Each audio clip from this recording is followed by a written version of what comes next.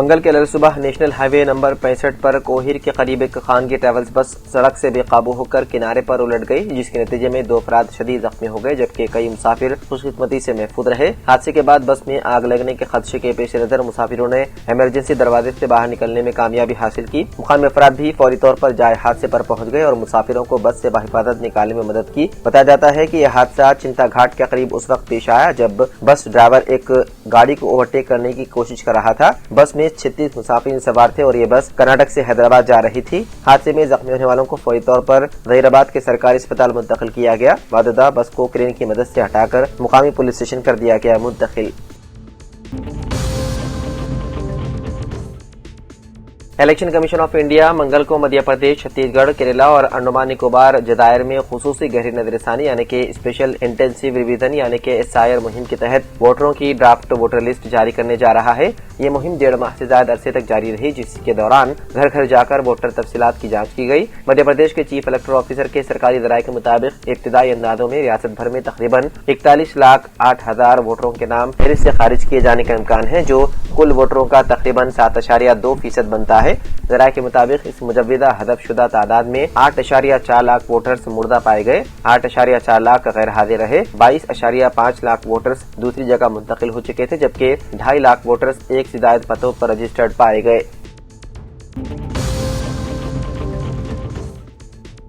تلنگانہ حکومت نے 2 senior IPS افسران کو ترقی دینے کے احکامات جاری کیے۔ سال 2001 بیچ کے اکون سبروال اور سدھیر بابو کو ترقی دی گئی ہے۔ حکومت نے ان دونوں کو ایڈیشنل DGP کے عہدے پر ترقی دینے کے احکامات جاری کیے ہیں۔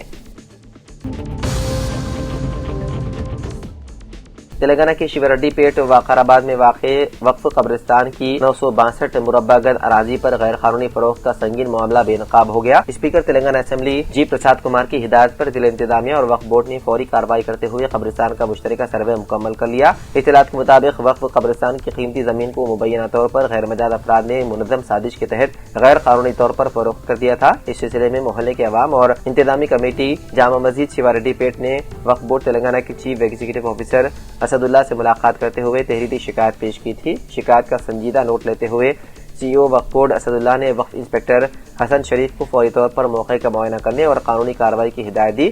وہیں انتظامی کمیٹی کی نمائندگی پر اسپیکر اسمبلی گدن پرساد کمار نے کلکٹر وقار آباد، DSP اور CEO وقف بورڈ کو وقف قبرستان کے معاملے میں فوری اور مؤثر کارروائی کی واضح ہدایت دی۔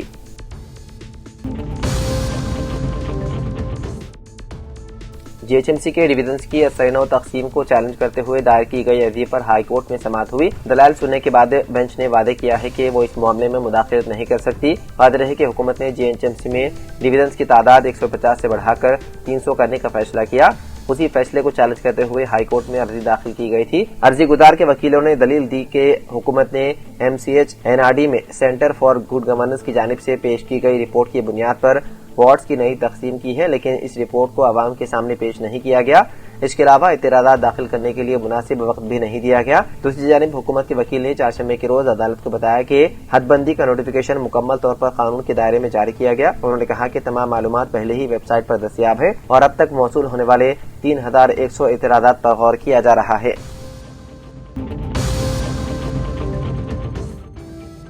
رچاگونڈا کمشنریٹ کی حدود میں واقع میری پلی پولیس نے ایک قتل کے مقدمے کو حل کرتے ہوئے ملزمین کو گرفتار کر لیا۔ ایک خاتون نے اپنے ناجائز تعلقات میں رکاوٹ بننے پر اپنے شوہر کو اپنے عاشق اور دوسرے شخص کے ساتھ مل کر قتل کر دیا۔ یہ افسوسناک واقعہ بدویل سرکل کے برندون کالونی میں پیش آیا۔ 45 سالہ جی اشوک سری ندھی یونیورسٹی میں لاجسٹک مینیجر کے طور پر کام کرتا تھا اور اپنی بیوی اور بیٹے کے ساتھ بوڑپل میں رہتا تھا۔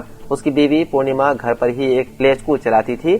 پورنیما نے پولیس میں شکایت درج کروائی کہ اس کے شوہر باتھ روم میں بے ہوشی کی حالت میں گرے ہوئے تھے اور بعد میں ان کی موت ملکاجگیری سرکاری اسپتال میں ہو گئی۔ ابتدائی طور پر کسی قسم کا شک ظاہر نہیں کیا گیا اور پولیس نے معمول کے مطابق مقدمہ درج کر کے تفتیش شروع کی۔ تاہم تفتیش کے دوران ناش پر چوٹوں کے نشانات، خاص طور پر گال اور گردن پر زخم پائے گئے، جس سے موت کے بارے میں شکوک پیدا ہوئے۔ اس کے بعد CCTV فوٹیج اور تکنیکی شواہد کی مدد سے پولیس نے گہرائی سے تفتیش کی تو اصل حقیقت سامنے آ گئی۔ तहकीकात में इंकशाफ हुआ है कि पूर्णिमा का उसी कॉलोनी में रहने वाले तामीराती मजदूर 22 साला महेश के साथ नाजायज ताल्लुकात थे। शोहर अशोक को जब इस पर शक हुआ तो उसने पूर्णिमा से सवालात करना और उसे परेशान करना शुरू किया। उसके बाद बीवी पूर्णिमा और उसके आशिक महेश ने अशोक को कत्ल करने की साजिश रची। इस मंसूबे में यादादरी से ताल्लुक रखने वाले तालिब इल्म 22 साला भुक्कैया साई कुमार की मदद भी ली गई। मंसूबे के मुताबिक इस महीने की 11 तारीख को जब अशोक घर वापस आया तो महेश और साई ने उस पर हमला किया, जबकि पूर्णिमा ने उसके पांव पकड़ रखे। वाददा महेश ने 3 दुपट्टी की मदद से गला घोंट कर उसे कत्ल कर दिया। कत्ल के बाद मकतूल के कपड़े तब्दील किए गए और सबूत मिटाने के लिए जुर्म में इस्तेमाल होने वाली अशिया को फेंक दिया गया। फिर रिश्तेदारों को गुमराह करने के लिए ये बताया गया कि अशोक की मौत दिल का दौरा पड़ने से हुई। पुलिस ने मुलजिमीन के खिलाफ मुकदमा दर्ज करके उन्हें गिरफ्तार कर लिया।